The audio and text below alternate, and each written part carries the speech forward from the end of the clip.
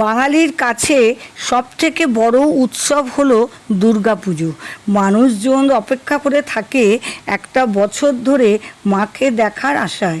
5টা দিন ধরে হইচই করতে করতে চলে যায়, আবার প্রতীক্ষা করতে হয় একটা বছরের আশায়। পুজো আসার আগে জামা কাপড় কেনা, কে কীরকম সাজবে সেই সব ভেবে রাখা, এই সব চলতে থাকে। পুজোর কটা দিন বন্ধুদের সঙ্গে জমিয়ে আড্ডা, ঘোরাঘুরি করা, খাওয়া দাওয়া করা, মণ্ডপে মণ্ডপে মাকে দেখা, এই সব চলে এই কটা দিন ধরে।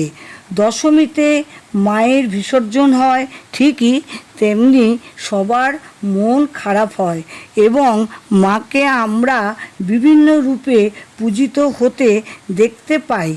মায়ের প্রসাদ পাওয়ার আশায় আমরা অধীর আগ্রহে বসে থাকি। বড়দের খুশি করার জন্য কিংবা ছোটদের আনন্দ দেওয়ার জন্য মণ্ডপে মণ্ডপে বিভিন্ন রকমের খেলা করানো হয়, যেমন শঙ্খধ্বনি, মোমবাতি জ্বালানো, গানের লড়াই ইত্যাদি খেলা করানো হয়। তার মধ্যে কেউ প্রথম স্থান অধিকার করে, কেউ বা দ্বিতীয় স্থান অধিকার করে।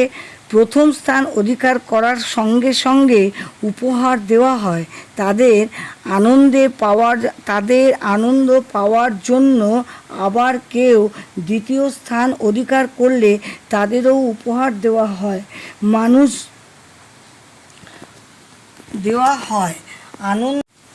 আনন্দ দেওয়ার জন্য কেউ যদি কোনো স্থান অধিকার করতে না পারে তাদেরকেও উপহার হিসেবে দেওয়া হয় সান্ত্বনা পুরস্কার, যাতে কেউ মন খারাপ না করে।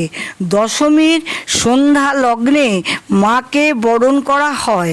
তারপর শুরু হয় সিঁদুর খেলা, ঢাকের তালে তালে ধুনুচি নাচ। যতই মন খারাপ আমাদের হোক না কেন, পুরাণ মতানুযায়ী মাকে ফিরে যেতে হয় শ্বশুরালয়ে। ভিডিওটি ভালো লাগলে লাইক, শেয়ার, কমেন্ট, সাবস্ক্রাইব করে দেবেন।